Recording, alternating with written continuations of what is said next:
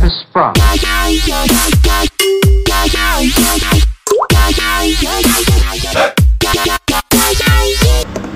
Hi guys, I'm here again and welcome back to my YouTube channel, Analista Janasa Vlog. So for today video guys, ay gagawa po tayo ng cupcake, vanilla cupcake. So ayan, ang kailangan natin is flour and then yung ating baking powder, baking soda. So imimix lang po natin yung ating mga dry ingredients. So actually guys, itong cake na ito, ang ating cupcake, ginawa ko ito nung last birthday ng aking alaga. Pero dahil sobrang busy, kaya now ko lang na-edit. So nilagyan ko rin pala siya ng salt. Mix lang po natin siya and then set aside na po natin yung ating mga dry ingredients.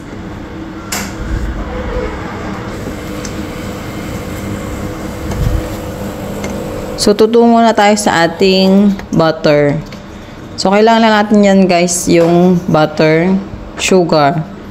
So pagsamahin natin siya and i-mix po natin siya para maging ano siya, parang liquid or watery, ganon. Basta mix lang po natin siya hanggang ma-achieve mo yung ganyang texture na yan, makikita mo dyan guys. So medyo mababaw yung mixing bowl na ginamit ko dyan, kaya medyo tumatalsik-talsik. Actually kapag maggagawa ka yan guys, kailangan malalim yung mixing bowl.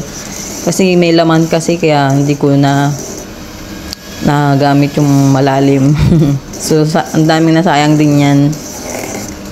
So, mix lang guys. Number 2 yung ginamit ko dyan. Para hindi siya ma-overmix.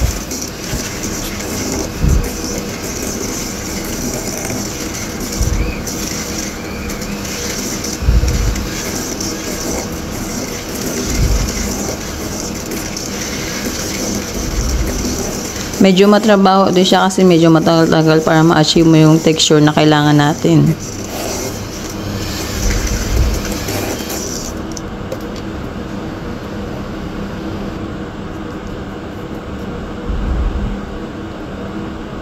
So ayan, kung napapansin niyo parang ano na siya, yung medyo ano na, liquid konti.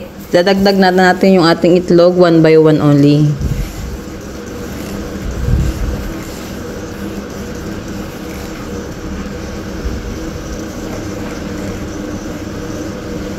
So pagsasamahin lang natin siya and then hanggang ma-achieve yung ating texture. Mix at number 2 pa rin yan guys.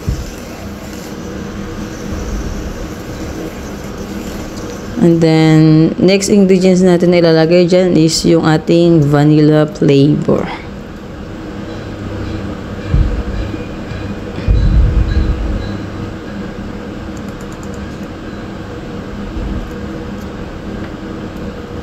And then mix natin siya ulit. Pagka-mix natin yan guys, isusunod naman natin yung ating dry ingredients. Imimix na natin sila together.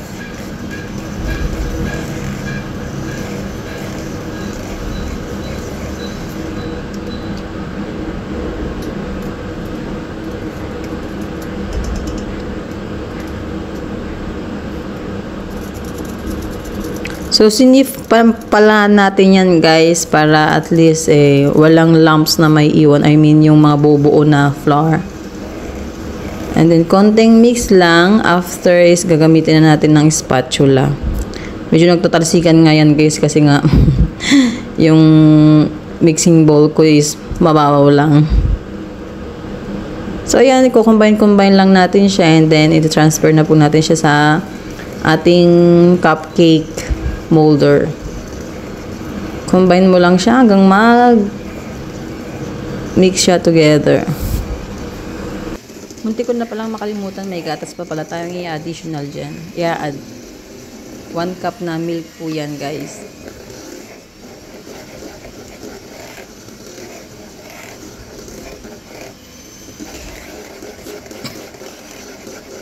Mix lang natin together.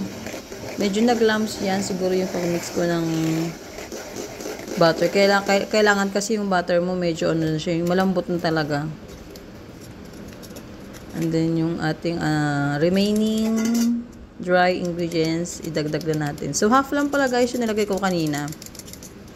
And then in-add ko na yung remaining dry ingredients. And then i-combine na po natin sila together with the spatula. So hindi na natin siya gagamitan ng mixer. Kasi baka ma-over-mixed ba.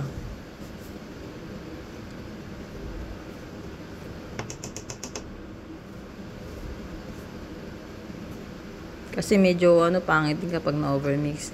Hindi siya magdo-double size pagka niluto mo na.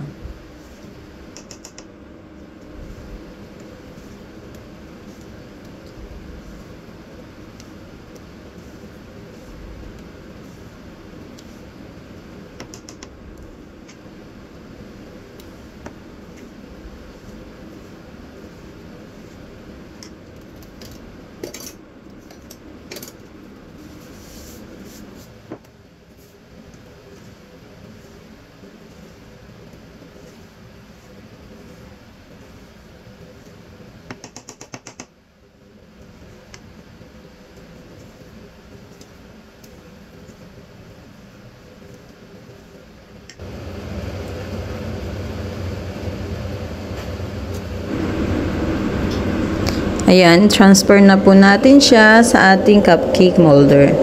So, half lang nilagay ko dyan guys kasi mag-aano pa siya yung mag-aalsa.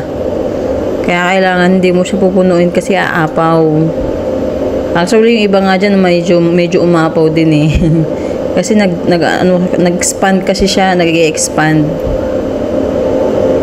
So, ilagay lang po natin siya sa ating cupcake molder and then i-bake po natin siya ng 25 minutes sa 180 degrees Celsius.